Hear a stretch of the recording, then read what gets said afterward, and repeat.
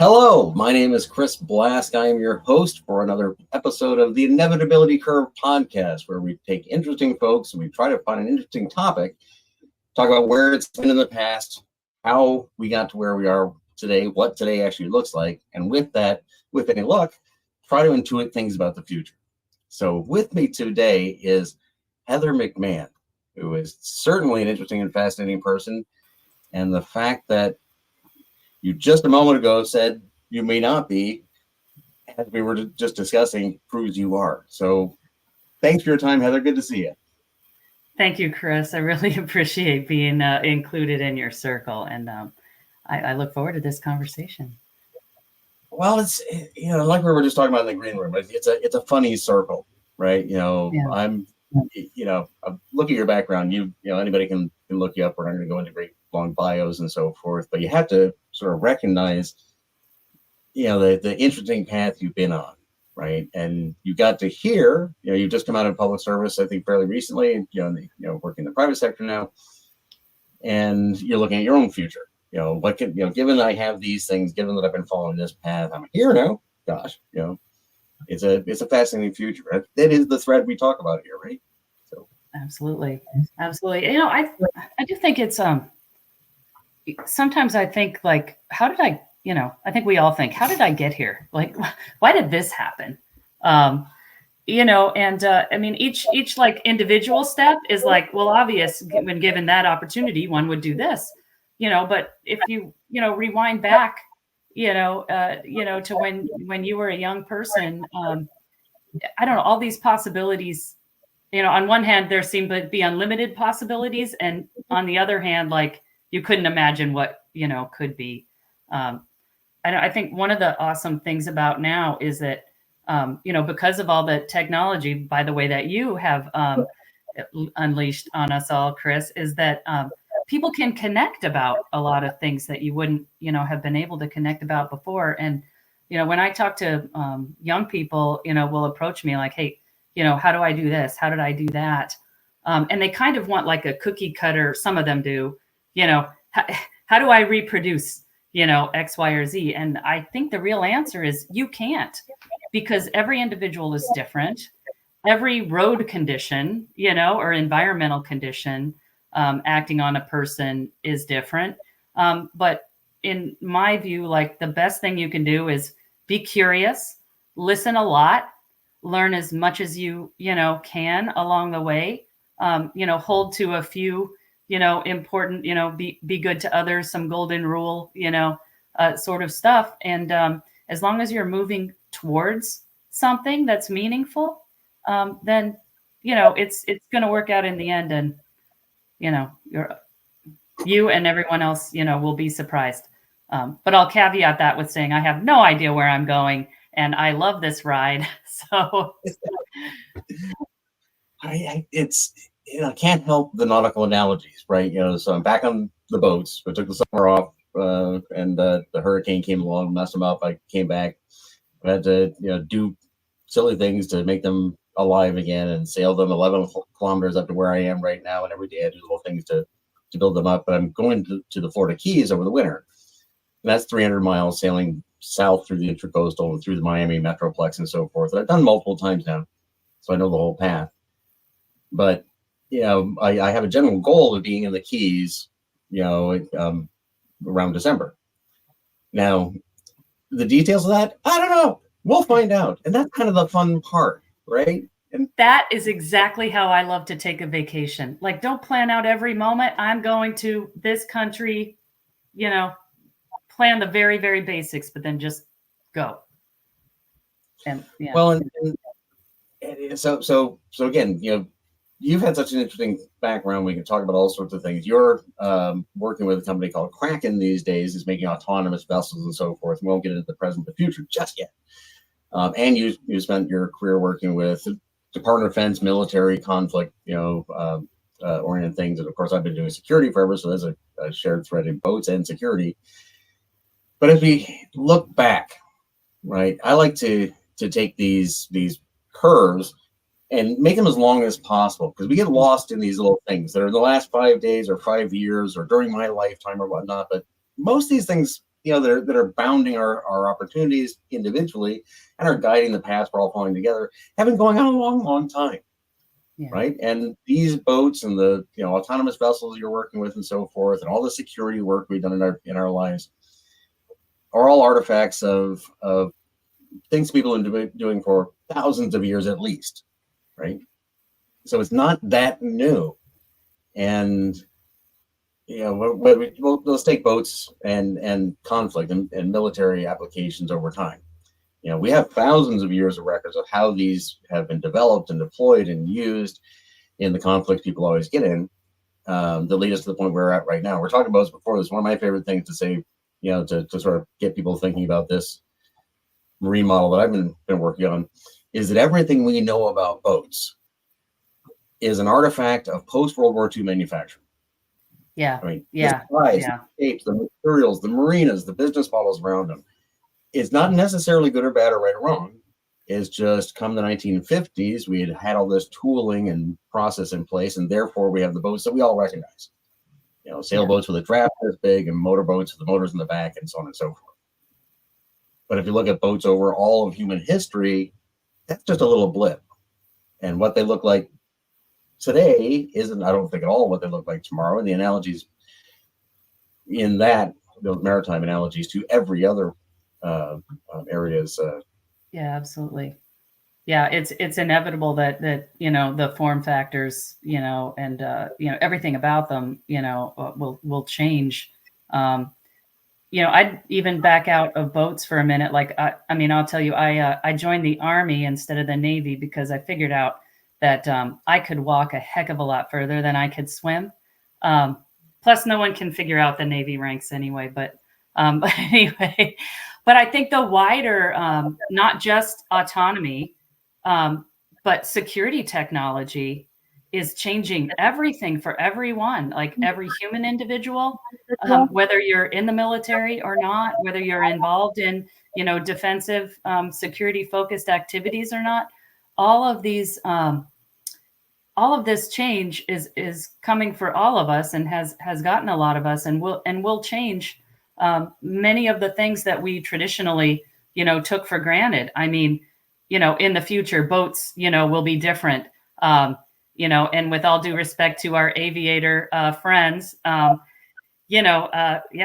pilotless, autonomous without a pilot things, even, cars and everything else. That'll be more and more, more and more the only way to go, and the most reasonable way to go. Though I'm not saying that we'll ever get rid of the human, because we shouldn't, because I mean, what else? That's us. Yeah, let's stay in there. Give a couple cheers to the wetware.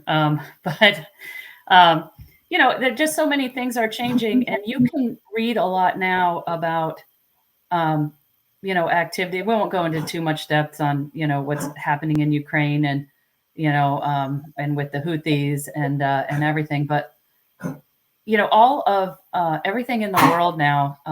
Sorry, my dog is interrupting the broadcast, but yeah, that's my supervisor. But pets on video these days.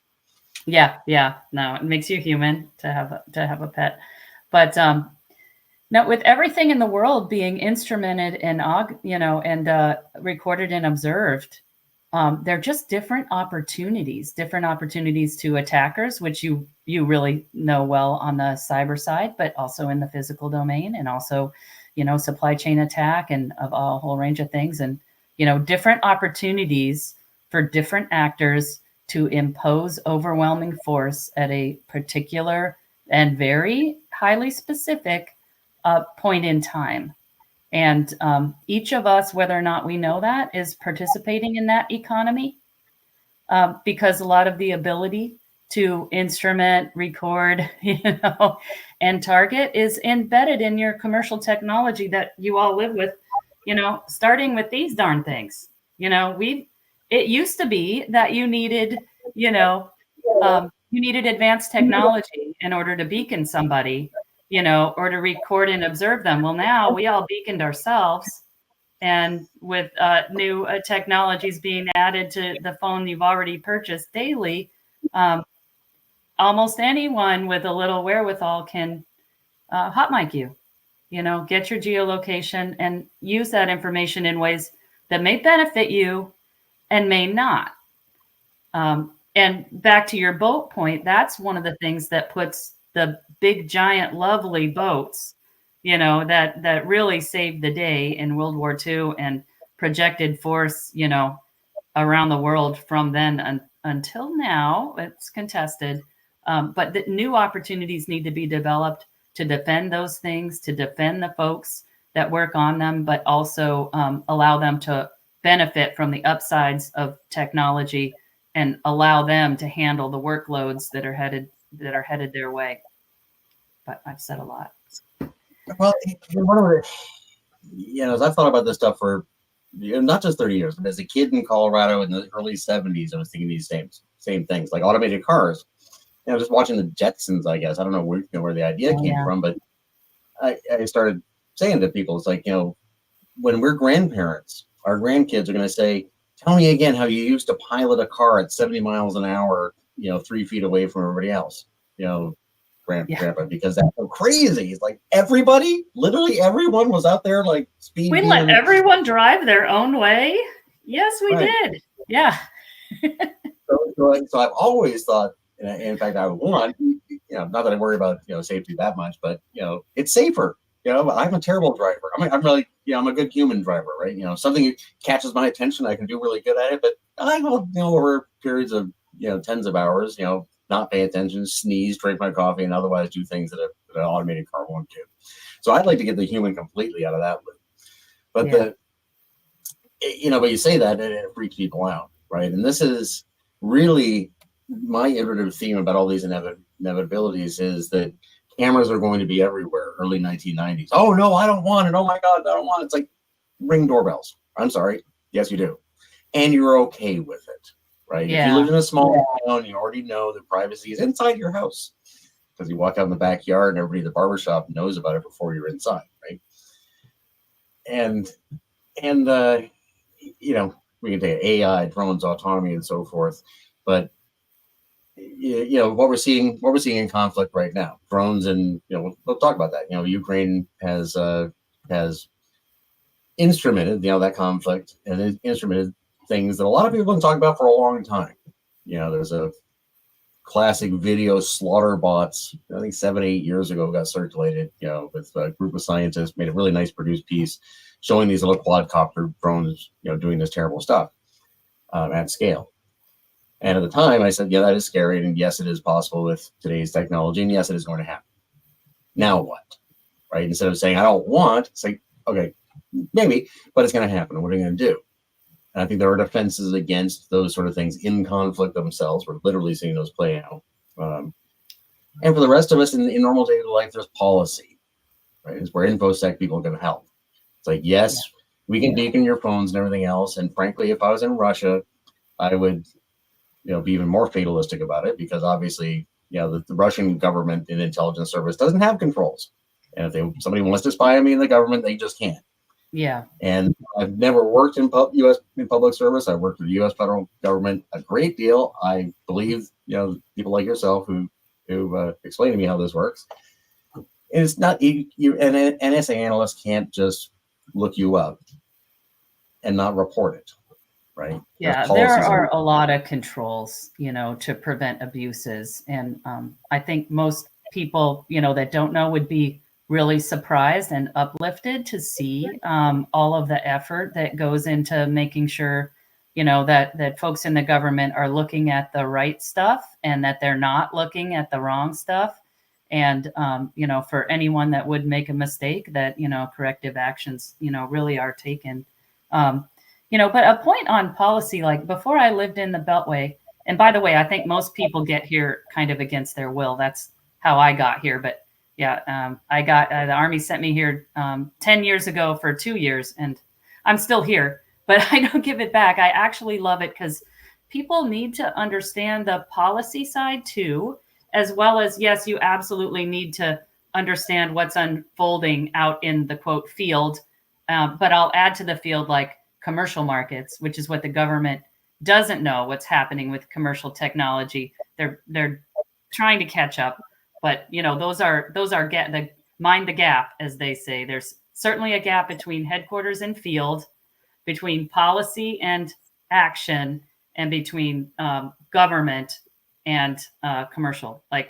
And I think if we are going to, you brought up Ukraine. It was in the news this week that there are on the front lines in Ukraine, in a square mile, there's on average 800 drones in the air at any time. Can you imagine? Oh my gosh, so that can and does and will happen. And any one of those, any one drone could, deliver an effect, to a person. And I try not to be doomsday and anything like that, but what is stopping anyone from doing that here? A criminal group, a nation state actor, and I'm going to get back to policy here because there's connective tissue here. Policy always drags behind, action. It takes a long time, particularly in our wonderful system of representative governance, that, to get a policy changed. It is really important that policy does change. It has to change carefully. Government will never be exactly like a business would be.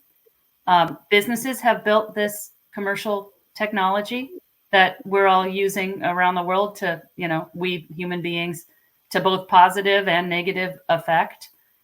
We need the policy here to catch up with that. Drones is just one example, but imagine, in a combat zone, you don't have so much worry about taking something out of the air that doesn't belong there. There is certainly, a process to make sure you're getting the right thing and that it won't have, collateral damage or could have minimize any sort of collateral damage that one could minimize. But domestically, that's still a big, messy policy problem. And it impacts things like individual liberties, air, FCC, FAA, individual liberties, privacy, all of these things all, bound up into one. And, at the end of the day, I feel that when we blame a particular actor or institution for inaction on something, on one hand, you might be right. On the other hand, nobody gets out of bed in the morning to say, in the federal government or in industry, nobody gets out of bed in the morning to say, how can I mess this up? They're reacting to something, right? And maybe on your inevitability curve, if you could rise up over it and see down, then you might see what needs to happen, but there's different forces acting on these folks in different points in time. And the only way that the federal folks and states and local, only way governments can catch up is through more partnership with citizens, with with commercial companies, and with partners who care. Because at the end of the day, we're all invested, right, in making democracy work, in making our economy work, and in upholding our national security, and including our domestic tranquility. And so we've got to work together to get all that done.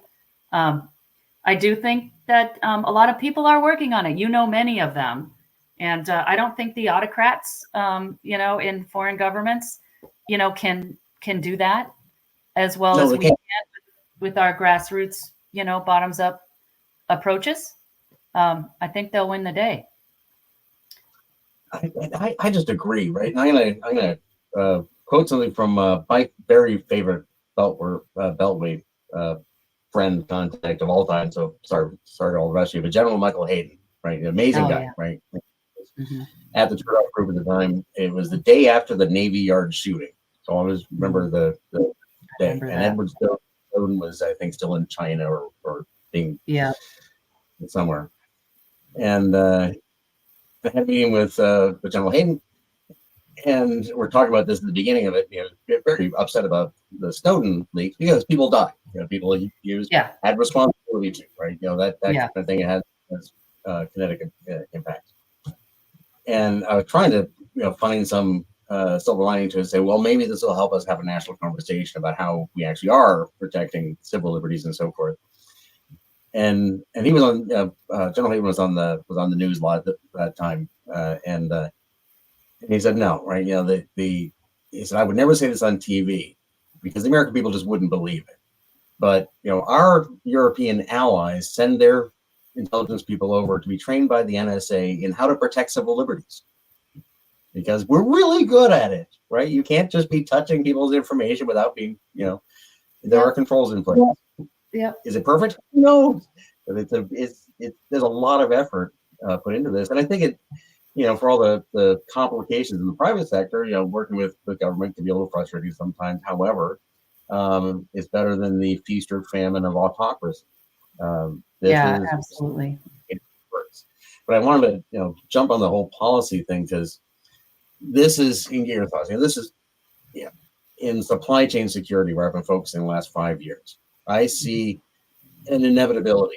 We are going to make automated systems that allow everyone, who needs to be able to say, this is my device, and it is a programmable logical controller in critical infrastructure, and I'm the engineer, in charge, and I need to see everything about where this thing has been in its life cycle, and I need to see it right now. Not in 3 days, not in 3 months, but in the next 3 seconds. Yeah. We're building the systems now. And we can only do that if we get integrity of information to a different level than it's been, right? Where I'm really turning off on the grid based on that sort of stuff. So that's coming anyways. And at the same time, and so the policies around that information are the same shape, the same kind of policies we need about, surveillance video. So, drones are out there taking video. How is that handled? Well, do I need to put it in some place where it's attested to, so that whoever's, whoever has the right to, who's seen that video, can see that? These are all things we can do. So I'm seeing both the technology and the policy bending around to not just address, the popular cynicism, but potentially over some period of time reverse it. People can actually see, yes, I live in some place where I really can tell that the people who are enforcing the laws are following, for example. Yeah, I love that you say that, and I love that you see it as inevitable that we'll get to that place. I think we can, and we will. We also have to, and there's so many opportunities to do so. And you're right. When people can participate in view a process, then they're a part of it, right? It's like the the election workers. They're your neighbors. They're your neighbors. They're you. They didn't get out of the bed in the morning to mess up elections. They care, and them. I think that's another interesting aspect, like in how the internet and connectivity and the information space is unfolded. It's almost like we don't know each other anymore. And it was meant to kind of do the opposite. I think I agree with you. I think we'll come back together, because when people do meet and do, engage in a like-minded task, they'll turn around and find out, like, wow, I actually like my neighbor. I don't want to speak to my neighbor this way. And as a side note, I think when blogs started, when social media started, some people just didn't have the imagination, at the time to realize, oh, wait, what will happen if I make this inflammatory comment about my neighbor 10 years from now and I'm looking for a job? All of these things. I think people are, will evolve to understand what's appropriate in the space, what's immutable, going to be stored forever. And also I think other people we'll all kind of have to develop some forgiveness for one another, the kids that, came of age when these are around, all of us, we look back and think, what are the things, that we could have had recorded for our college days or high school days with, but for, thank goodness, that Kodak reigned supreme back then, because, yeah. Oh, but, because I think our generation, I think you hit it right there. We'll have to forgive each other a little more, right? And there's, you know, I have 3 kids in their 20s right now, so I'm vicariously experiencing this next generation coming up who's literally grown up with it, and I run Ethernet into their cribs, right? You know, so they've been online, you know, as much as possible from day 0. And I've always thought that in the you know, people, you know, oh my God, if there were pictures of us when we were a kid, what? You know, so somebody would say, you did that? You would say, yes, I did that. And then what? Is it the end of the world?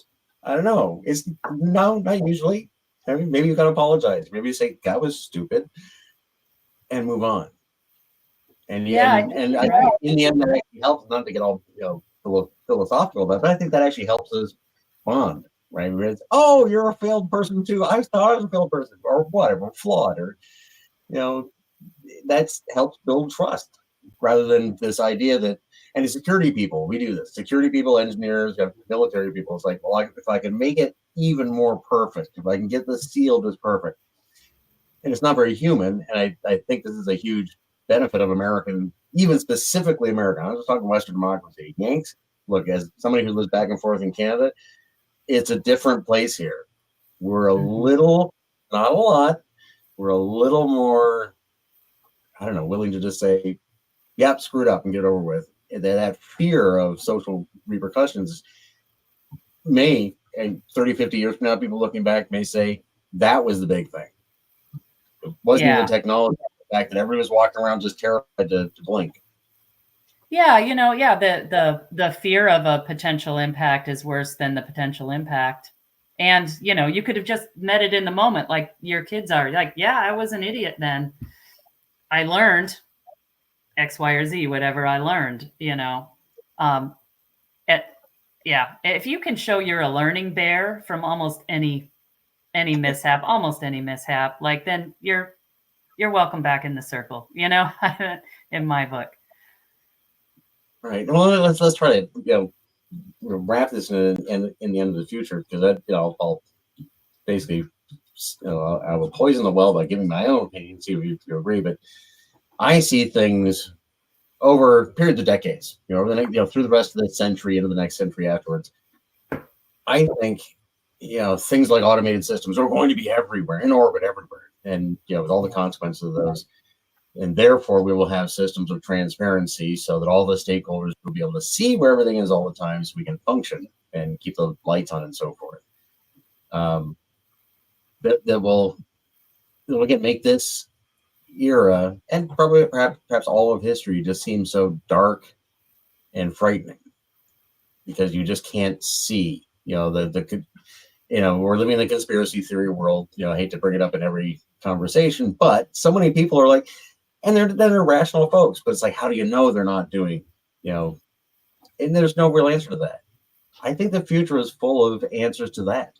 How do you know? Here, I can see it right there.